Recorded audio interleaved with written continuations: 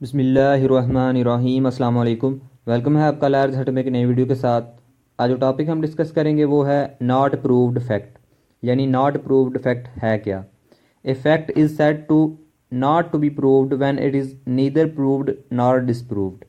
एक फैक्ट जो है वो नॉट प्रूव्ड फैक्ट कहलाएगा जब ना तो वो प्रूव हो और ना ही उसे डिसप्रूव किया गया हो।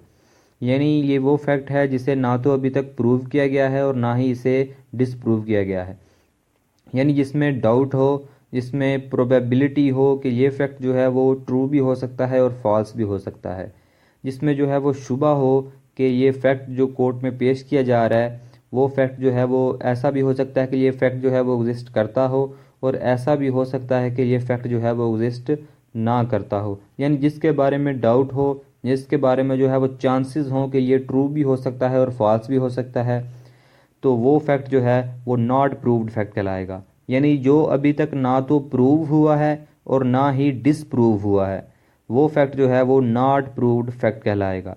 तो ये थी हमारी आज की वीडियो। उम्मीद है आपको ये वीडियो पसंद आई होगी। अगर आपको ये वीडियो अच्छी लगे तो इसे लाइक करें, चैनल सब्सक्राइब करें। अल्लाह हाफिज़।